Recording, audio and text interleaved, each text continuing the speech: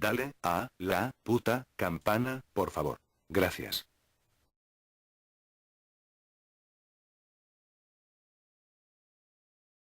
Solo cuento, porque se me dañó el micrófono y me da paja arreglarlo.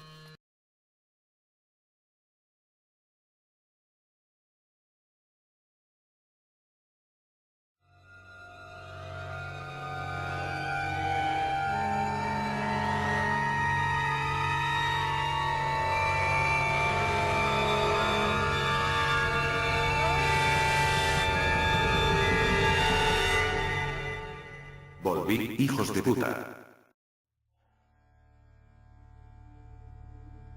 Hola camaradas de YouTube. ¿Cómo están? Espero que muy bien.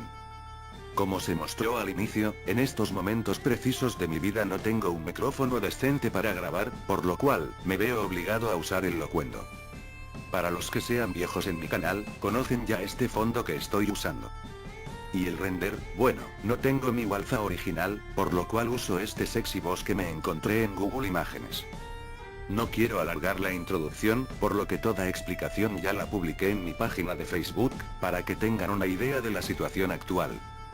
Sin más, comencemos con el tercer vídeo sobre historia, esta vez, de dos imperios olvidados, que a pesar de su corta duración o de su mala fama, son dignos de ser presentados como parte de la historia universal. Los hunos, y los mongoles. Hoy vamos a hablar de dos de los pueblos más feroces y más sanguinarios que los europeos pudieron tener como enemigos. El porqué de hablar de ambos en un mismo vídeo y no en uno para cada uno, es el gran parentesco que pueden tener, no solo al ser guerreros, sino sus orígenes y tal vez sus costumbres. Sin más, comencemos. Para los que hemos jugado Age of Empires 2, ya conocemos un poco de su historia, aunque no esté contada del todo bien. O por qué no, los que han visto Mulan, pues son los principales antagonistas de la película, aunque esto sucede mucho antes de lo que les voy a narrar, y no lo voy a mencionar, para evitar confusiones. Los hunos fueron pueblos bárbaros que llegaron a Europa a mediados del siglo IV, destruyendo hasta la casa del perro a su paso.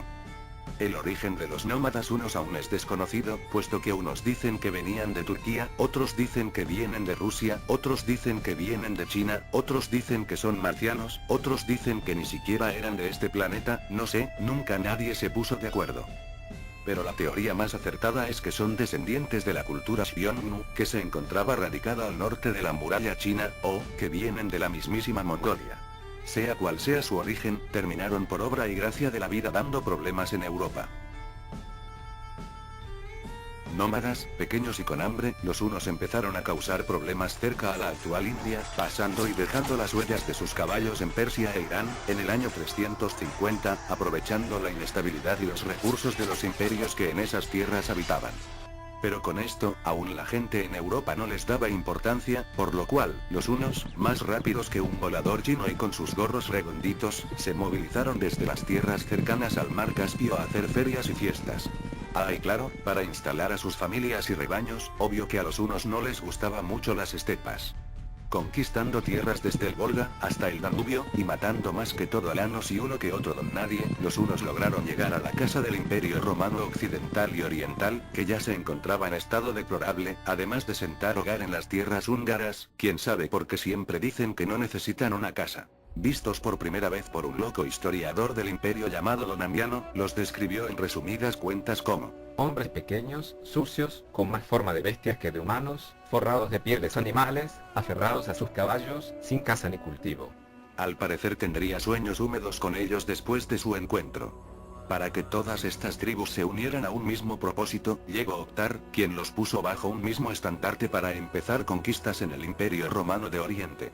Sin embargo, este murió antes de lograr su sueño, por lo que Rua, su hermano, tomó el mandato y empezó a atacar algunas ciudades romanas en el año 432, logrando así un trato con los romanos de Oriente, donde estos pagaran tributos a los hunos para que mantuvieran su distancia, creando un corto periodo de tranquilidad para aquellos que vivían en las fronteras romanas.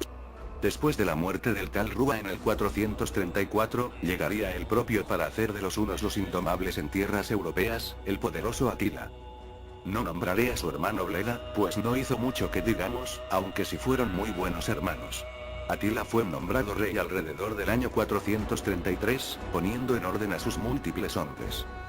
Empezó conquistas por Rusia y Persia, lamentablemente siendo echado a patadas de Persia, quién sabe por qué motivos. El caso es que después centró su atención en los Balcanes, y ¿por qué no? Se buscó cualquier defecto en el pacto económico con los romanos para justificar una invasión al imperio. Con flechas, espadas cortas, lanzas, hombres pequeños y caballos, los hunos lograron hacerle la vida imposible a los soldados imperiales y a los pueblos que se encontraban a su paso, ganándose su título de bárbaros saqueadores pequeños.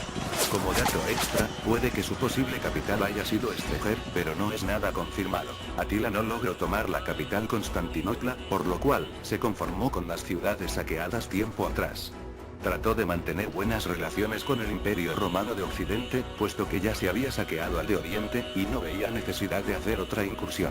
Esto cambiaría cuando una loca mujer llamada Honoria le pediría matrimonio a Atila desde Roma, y como los recursos que habían robado se acababan, lo mejor era iniciar una segunda incursión en el imperio, sentenciado un montón de ciudades a las garras de los hunos.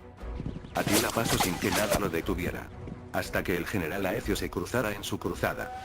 Mientras Atila hacía de la Galia una pesadilla, Aecio hizo una alianza con Teodorico I, para detener a Atila en los campos cataláuticos. Como sacado de un libro de magia, mágicamente los imperiales vencieron a los hunos, solo costándoles la muerte de Teodorico I. Atila no terminó ahí, pues no murió, y aún tenía hombres con los cuales llegar a Roma. Atila, al año siguiente, contraatacó contra ciudades romanas, al punto de estar a puertas de Roma. Sin embargo, como otro milagro para los romanos, el Papa León I pidió una entrevista con Atila, y quién sabe qué cosas le dijo, pero el resultado fue la retirada de los hunos de Roma. Atila se retiró para sus matrimonios con 1000 mujeres mejores que Honoria, y murió en su noche de bodas, al parecer, por una hemorragia.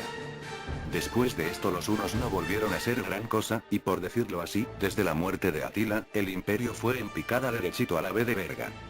Dejó a su hijo Elaque en el trono, pero como los demás no lo querían, no fue tomado muy en cuenta, y peor aún, derrotado en batalla en Europa Central, terminó en el olvido. En el año 469, Dejicich, el último rey huno y sucesor de Elac, murió.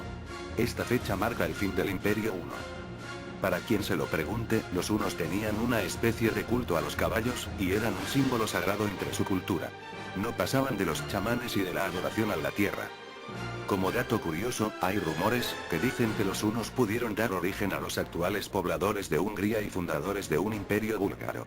Sin embargo, a los húngaros y búlgaros no les gusta ser parte del linaje de unos salvajes bárbaros como ellos los describen, por lo cual esta teoría no es aceptada. Este es el posible mapa de la extensión del Imperio Huno. No hay un tamaño definido, pero sabemos que abarcaron los siguientes países. Parte de Alemania. República Checa. Eslovaquia. Hungría. Rumania. Polonia. Bielorrusia. Parte de Rusia. Ucrania. Y Moldavia. Su tiempo empieza en el año 370, con la derrota de los ostrogodos por parte de los hunos, y finaliza en el año 469, con la muerte de su último rey.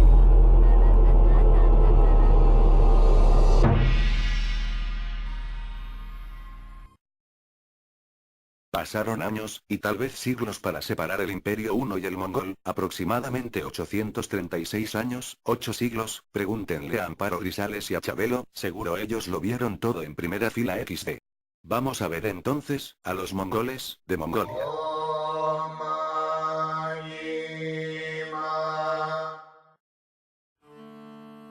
Los mongoles son un grupo étnico que se originó en la actual Mongolia. En sus orígenes, eran tribus nómadas que habitaban las estepas de Asia Central y Oriental.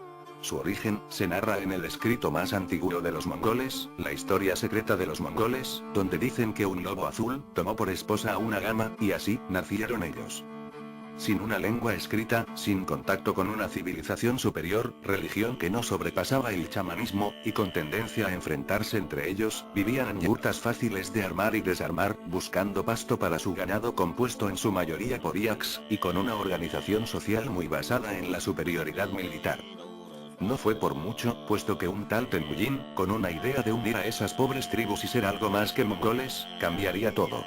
Entonces, se proclamó Gran Khan, el título con más honor entre los mongoles, y se cambia el nombre a Genghis Khan, para unir a las tribus mongolas, no solo para conseguir un botín, sino conformar un gran imperio y buscar una mejor forma de vida. Claro que no todos accedieron, pero eso fue un mosquito que Genghis pudo aplastar con las manos. Genghis y los valientes arqueros mongoles empezaron su conquista mundial en China, que en esa entonces se dividía en 3 imperios. El imperio Xixia, el imperio Liao, también conocidos como los Kitán, y el imperio Song. Sometiendo primero a los Liao. Luego de esto, pasaría a Turquestán Oriental, y así, consolidaría su control sobre las estepas asiáticas. Genghis no tenía intenciones de atacar a los sultanatos turcos, pero como a los turcos se les dio por atacar una caravana mongola y asesinar a sus integrantes, no hubo mejor remedio que seguir con la política expansionista y acabar con todo a su paso. Sin embargo, no todo fue glorias, ya que los chinos oponían mucha resistencia y Genghis tenía que apagar el fuego, pero lamentablemente, en el año 1226, tal vez por enfermedad, murió en medio de su campaña. A pesar de esto, Genghis sabía que esto tarde o temprano pasaría, por lo cual, dividió su reino, lo casual, entre sus 4 hijos, típico, tenía tiempo hasta para dejar descendientes. Pero el afortunado fue el tercero, Ogodei, quien sería el segundo Gran Khan.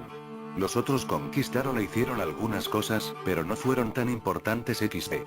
Con Ogodei, los mongoles se siguieron expandiendo más y más, tomando Persia, sofocando más rebeliones en China, consolidando la conquista en Rusia, donde se formó la famosa Horda de Oro, la cual saquearía y haría pagar tributos a las ciudades de Kiev y Moscú, fundarían una ciudad donde se comerciaría con monitos chinos y demás cosas, y harían razias en Polonia y Hungría.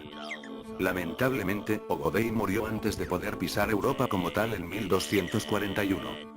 Europa Central y la del Fondito se salvaron de puro milagro ante las hordas de los mongoles.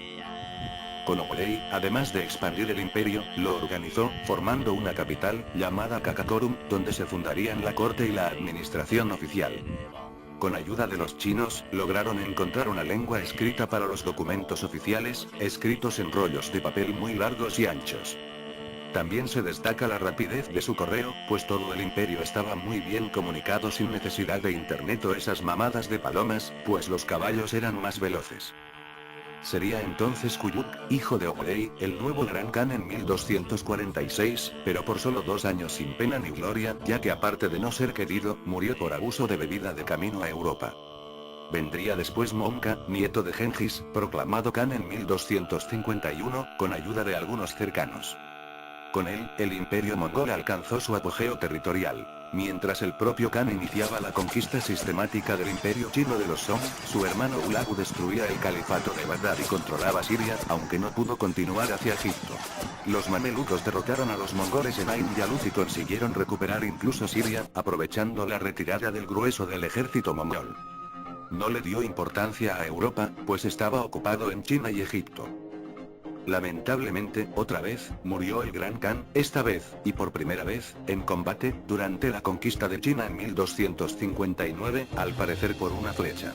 Otros dicen que murió de cólera, vaya uno a saber. El último Gran Khan sería Kublai, otro nieto de Genghis por parte de otro de sus hijos Don Nadie, proclamado en 1260. Con él, se culminaría por fin la conquista de China, arrasando ferozmente con todo, unificándola con Mongolia, y formando la dinastía Yuan, de la cual él sería el primer emperador. Teniendo China bajo su poder, el imperio mongol por fin alcanzó su máxima extensión. Movió la capital entonces a Pekín, donde iniciaría un período de paz y de muy buenas relaciones con el comercio europeo. Todo lo que sucede en su reinado lo sabemos gracias al metido de Marco Polo, que estaba de vacaciones en China desde 1271 hasta 1291. En cuanto a lo militar no brilló mucho, puesto que trató de invadir Japón 2 veces, y no lo consiguió. Algunos dicen que Goku impidió esto. El imperio fue separado, creándose 4 kanatos, cada uno de ellos gobernado por un Khan y supervisado por el Gran Khan. La Horda de Oro gobernó Rusia. El Ilkhanato gobernó el Medio Oriente, el Kanato de Chagatai gobernaba el centro de Asia, y el Gran Kanato gobernaban Mongolia y China entera. Kublai logró sofocar rebeliones en su contra, pero esto solo demostraba que el imperio entraba en decadencia. Kublai sufrió de gota, una enfermedad que mató a su esposa favorita y a su sucesor, por lo cual, entró en depresión tal, que murió en 1294. Con su muerte, las entidades creadas tuvieron evoluciones diferentes. El Imperio Yuan se mantuvo hasta 1368, en que una reacción nacionalista china dio el poder a los Ming. El Kanato de Persia, conquistado por la cultura iraní y totalmente islamizado desde fines del siglo XIII, perduró hasta 1335.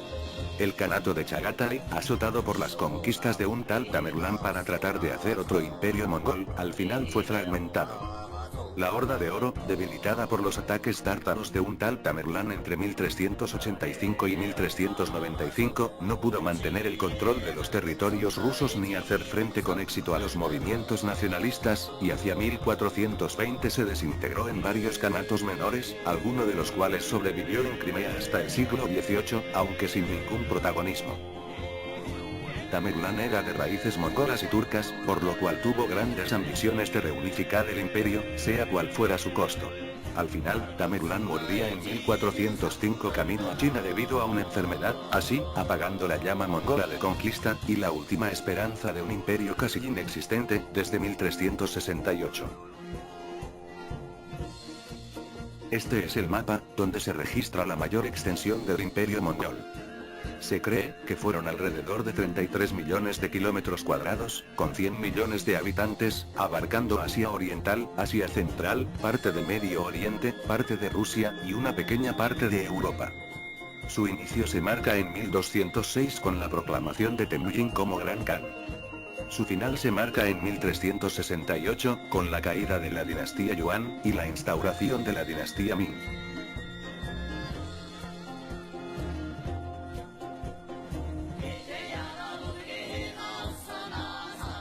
Estos dos imperios tienen unos grandes parecidos en sus orígenes, aunque no se ha confirmado del todo si los unos sí provienen de las regiones de Asia Oriental. Sus conquistas, que fueron siempre brutales e hicieron de ellos unas leyendas. Sus conquistados, que eran siempre pueblos superiores en cuanto a tecnología y ejércitos se refiere. Sus ejércitos, en su mayoría compuestos por jinetes y arqueros a caballo, que con pocos superaban grandes enemigos. Sus finales, puesto que sus líderes eran el motor de marcha, y con su muerte, no lograron prosperar. Sus debilidades, que siempre fueron el descubrimiento de la pólvora y nuevas tácticas de combate. Una cosa es clara, y es que los mongoles son muy superiores a los hunos, no solo por su diferencia de tiempos, sino por su organización y diplomacia. Bueno, espero les haya gustado esta pequeña investigación que hice. Digo pequeña, porque resumí bastante historia sobre los mongoles, sobre todo sus conquistas. Por lo anterior, les recomiendo que investiguen más por su cuenta, ya que somos afortunados de tener esta información intacta. Es más, para los que estén interesados en los mongoles, traten de buscar la obra, Historia secreta de los mongoles. De lo que pude leer en internet y en algunos fragmentos, es prácticamente todo sobre el imperio mongol, desde el origen de Gengis Khan, hasta el final de su gran imperio. Parece ser una gran obra épica, por lo cual la recomiendo, seguro yo también la buscaré para leerla. En cuanto a los hunos, la información es poca o repetida, y no tengo conocimiento de algún texto que hable sobre este imperio. El que logre conseguir información mejor o nueva, puede escribirme en mi página de Facebook, y puede que suba un vídeo entero hablando de los hunos, pero siempre y cuando se tenga la información. No olviden dejar su pulgar arriba, su comentario, su suscripción y compartirlo para llegar a mucha más gente. Sin más, me despido, un saludo camaradas.